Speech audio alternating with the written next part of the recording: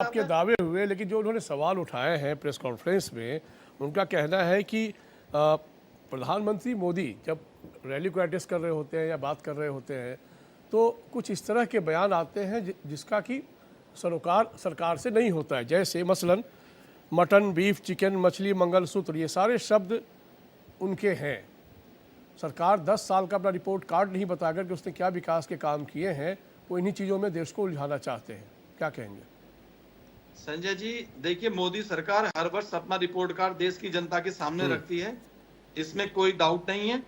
और जो जिन शब्दों की तुलना अभी ये लोग सवाल लेकर खड़े कर रहे हैं, देखिए उन सवालों में कहीं ना कहीं इन्हीं के नेताओं ने जो सवाल उठाए हैं उन्हीं का जवाब आदरणीय नरेंद्र मोदी जी ने दिया है। नरेंद्र मोदी जी केवल और केवल मुद्दों पर बात करते हैं, देश की भलाई के काम की बात करते हैं, देश में विकास की बात करते हैं। ये लोग जो सवाल उठाते हैं, ये लोग जो अपने बयान देते हैं, उनका जवाब इनको अच्छा नहीं लगता। अब इन लोगों को यह दिखाई नहीं दिया कि उत्तर प्रदेश में सलमान खुर्शीद की भतीजी क्या बोलती हैं, वो वोट जिहाद की बात बोलती हैं, लेकिन इन लोगों को वो सिलेक्टिव चीजें दिखाई नहीं देंगी। वोट जिहाद क्या है देश के अंदर? संजय जी, कहां ले जाना चाहते हैं देश को? वोट जिहाद के बारे में इन लोगों को लेकिन पता सर, नहीं है। मंगलसूत्र भी तो आप ही बोलते हैं। आप ही बोलते हैं कि विपक्ष को पाकिस्तान भाता है, चुनाव देश में हो रहा है, ये विपक्ष के दल के लोग हैं और जनता के बीच ये भी होते हैं, पर बीजेपी को लगता है कि वही सिर्फ जनता के बीच है। ऐसा क्यों? संजय जी, पाकिस्तान में जी आज किसकी तारीफ हो रही है? राहुल गांधी जी की तारीफ पाकिस्तान के पूर्व विदेश मंत्री करते हैं, उससे हमारा तो कोई लेना देना है नहीं। क्यों करते हैं? ठीक। चाइना के लोग क्यों करते हैं? इनके बड़े बड़े नेता पाकिस्तान को लेकर के किस प्रकार के बयान देश में दिए हैं? चूड़ी पहनने की बात इन लोगों ने की। तो ये सारी चीजों को देश की जनता तुलना करती है। देश की जनता हर चीज को आज बड़े नजदीक से देखती है, किसने काम किए हैं, किसने काम नहीं किए हैं। 10 वर्षों के अंदर जो आदरणीय नरेंद्र मोदी ने जो जो ऐतिहासिक काम किए, वो देश की जनता के सामने हमारा पूरा रिपोर्ट कार्ड। मैं आपका फिर रुक करूंगा। आप जेपी साहब, अब मैंने आपको बहुत वक्त दिया, अब जरा कांग्रेस के मित्र से समझ लेता हूँ। शुभ्रांशु राय साहब, बताएं, संविधान क्यों खतरे में लगता है इंडिया गठबंधन को? क्यों लगता है कि ये मोदी सरकार जो है उनकी पिच बहुत कमज़ोर हो गई है और इनका जाना तय है, 4 जून को इनकी विदाई होने जा रही है? क्यों लगता है तब, जबकि बीजेपी अपने दावे अपने तरीके से कर रही है और आपके दावे हैं कि आपके 2 आंकड़े एक ही प्रेस कॉन्फ्रेंस में आ रहे हैं, लोहिया साहब बता रहे हैं, और ये बात सही भी है कि कितना मिलेगा बीजेपी को?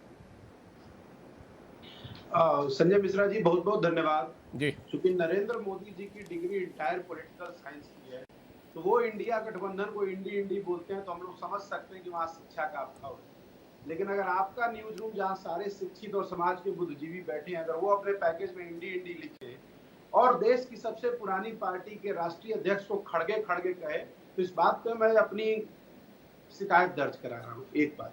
ठीक। दूसरी इंपॉर्टेंट बात, वैसा इसलिए कहा जा रहा है कि 4 जून को आपकी विदाई तय है, उसके 3 बड़े बड़े कारण हैं। भारतीय जनता पार्टी का हर नेता, हर बड़ा चेहरा जिसको ये गाजे बाजे के साथ लॉन्च कर रहे हैं और चुनाव लड़ा रहे हैं, चाहे राजस्थान हो, चाहे कर्नाटक हो, चाहे हिमाचल प्रदेश हो, चाहे मेरठ उत्तर प्रदेश हो, हर कोई कहता है कि आप मुझे 400 पार करा दो, हम संविधान बदलेंगे।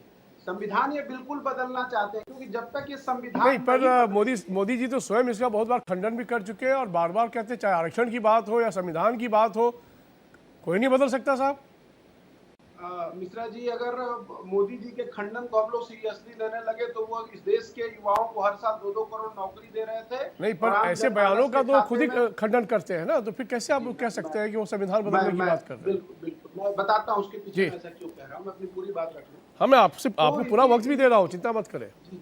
जी, इनके जो कोहिनूर है, वो तमाम लोग कह रहे हैं कि आप हमें 400 सीट दीजिए, हमें संविधान बदलना है। संविधान इसलिए नहीं बदलना है, अभी कल की घटना है, कोई दूर की नहीं है।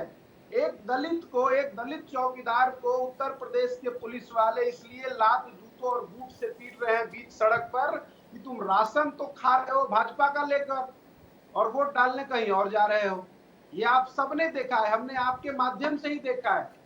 इसलिए ये संविधान बदलना चाहते हैं कि हो सकता है संविधान बदलकर ये इस देश की आम जनता या गरीब जनता के अधिकार को खत्म कर दे और अपना पुलिसिया तंत्र बहाल कर दे। एक बात।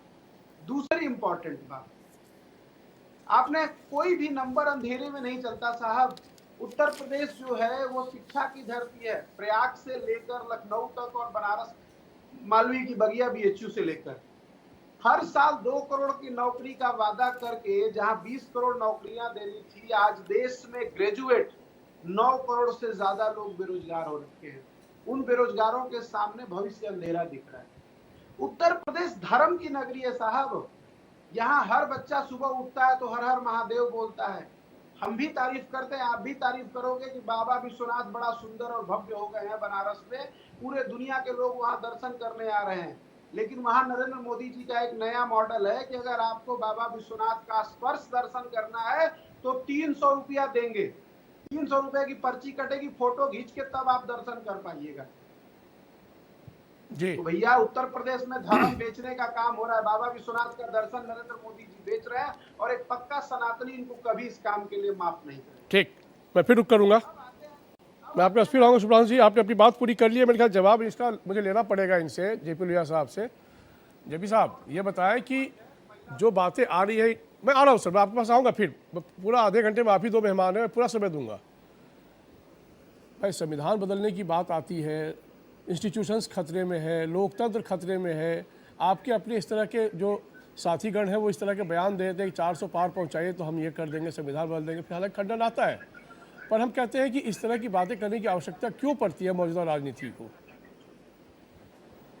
बिल्कुल, देखिए संजय जी, आप देश के बेहतरीन पत्रकारों में से जगह बना के रखते हैं और आप बड़ी चीजों को बड़ी नजदीक से देखते हैं। बहुत समझदार पत्रकारों में से आप एक हैं। अब आप बताइए, जब देश का प्रधानमंत्री, देश के गृह मंत्री स्वयं इस बात का नकारते हैं तो मुझे लगता है कि उसके बाद में किसी को कोई बात रखने का औचित्य बनता नहीं है। आदरणीय नरेंद्र मोदी जी ने, आदरणीय अमित शाह जी ने इस बात का खंडन किया है।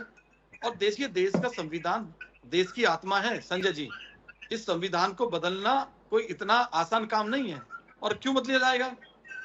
हमारा संविधान एक इतना बेहतर संविधान है जिसके अंदर आज लोकतंत्र के अंदर सबसे बड़ा मजबूत लोकतंत्र है भारत के अंदर आज, इसी संविधान के अंदर। सर ये तो हम भी जान रहे हैं, पर इस तरह की बातें आती क्यों है आपकी पार्टी के नेताओं के द्वारा, जो प्रधानमंत्री को, गृह मंत्री को आगे आकर खंडन करना पड़ता है? ये तो सवाल है ना सर। आगे उत्साह में बढ़कर आप कुछ भी बोल देंगे, ये लोकतंत्र तो है ही ना।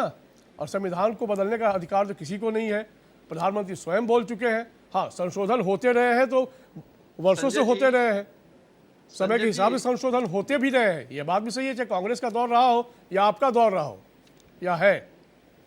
संजय जी देखिए, देश के अंदर, संविधान के अंदर लगभग मुझे जहां तक मेरी जानकारी है 100 संशोधन के आसपास हो चुके हैं। और संशोधन समय समय पर मांग भी है, संशोधन होना, हाँ ठीक है, होता रहता है।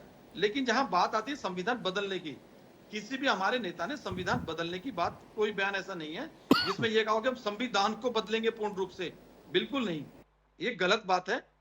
और स्वयं प्रधानमंत्री जी ने, स्वयं गृह मंत्री जी ने इस बात का खंडन किया है। ये बार बार आरोप लगाते हैं, संविधान की बात करते हैं, बार बार आरोप लगाते हैं, आरक्षण की बात करते हैं ना। हमें आरक्षण, हमारे बड़े नेताओं ने आरक्षण को भी लेकर बात को साफ किया है और संविधान को भी लेकर बात किया है।